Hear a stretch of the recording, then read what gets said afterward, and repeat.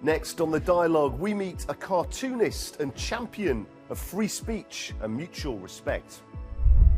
My name is Khalid Albaih. I am a Sudanese political cartoonist. His work has been adopted by many as images that convey their struggles, which in turn has helped open up conversations on human rights throughout the world. And every day I try to do something new. Every day I try to ask a question, start a conversation, because I don't want to let hope die, because we all have to work together. Khalid's work has evolved over the past few years. He's become a global force for promoting art as a means of emancipation.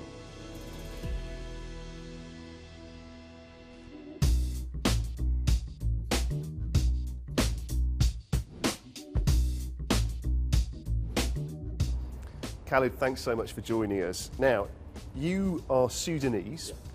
You were born in Romania.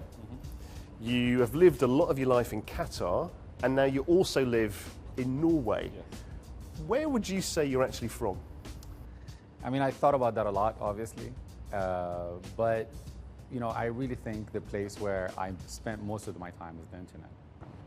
I'm there all the time. This is where my work is, and this is where I've learned and talked about a lot of things.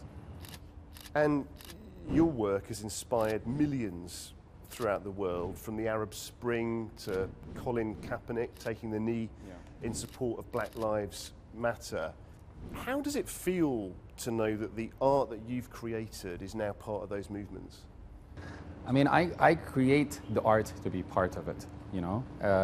For me, it's about being part of these movements and showing solidarity, because I think this is, you know, really about showing the connections between all these movements that I've worked with, whether it's the Arab Spring, whether it's the Black Lives Matter movement, or the Rohingya, or for me, we're all fighting for one cause, which is injustice. So I really feel proud, and that's why I take these things personally, because I am part of it. We're all part of it.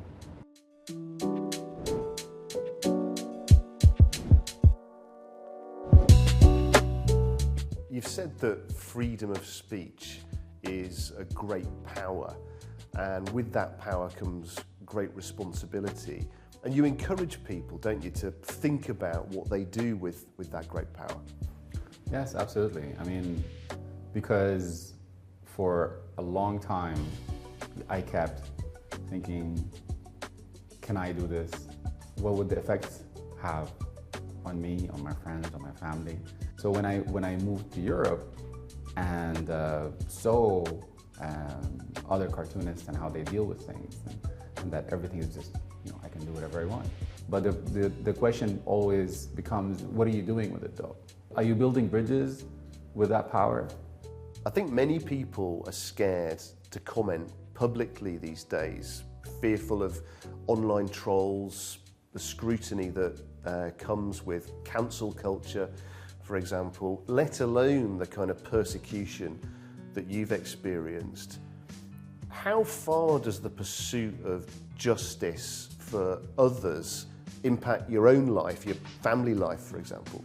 It's a very scary thing, and you know, you hear about it, but when you face it, you really start, you know, the question really comes to life. Was this worth it?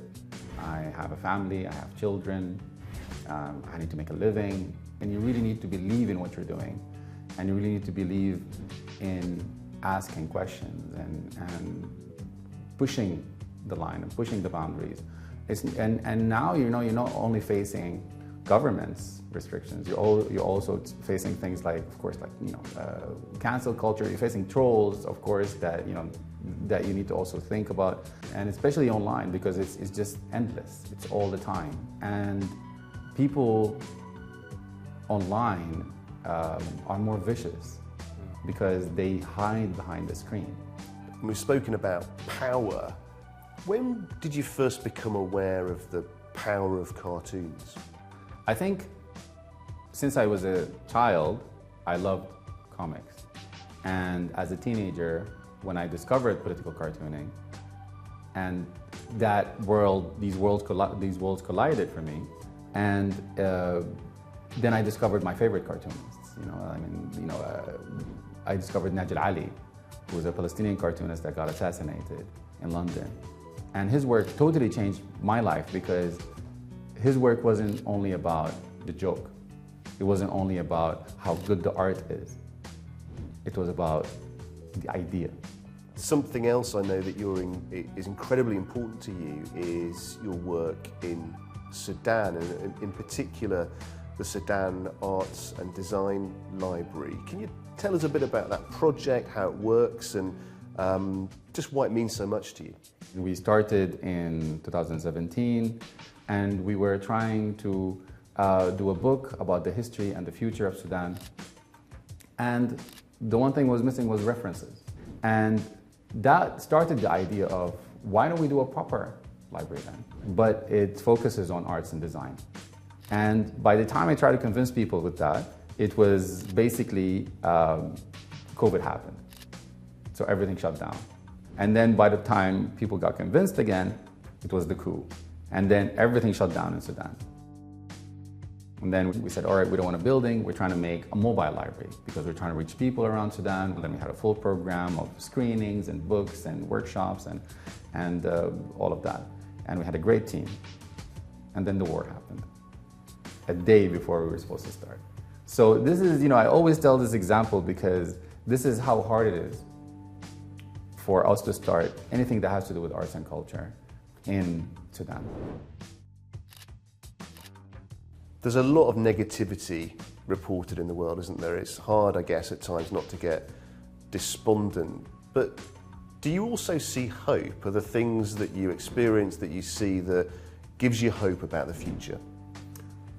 Actually, yes. Yes, I do. And even though it's very hard because, working in the news is you always see negative things, especially in social media, that you see a lot of, negative news just coming in, the replies. And then you find yourself that you're part of this cycle, right? But, once you step away from it and you realize that this is not what I'm supposed to do. So I'm supposed to discuss different things. I'm supposed to discuss it in a different way. And this is when you discover that, humans always found a way. The internet kind of was that way around it. And now it seems that it is the block and people are moving around it to see what is the best way to use it. How can we be, find ourselves again and get out of that filter bubble and get out of that vicious circle. Khalid, thanks so much for inviting us into your world. Thank you. Joining us on the dialogue. Thank you so much.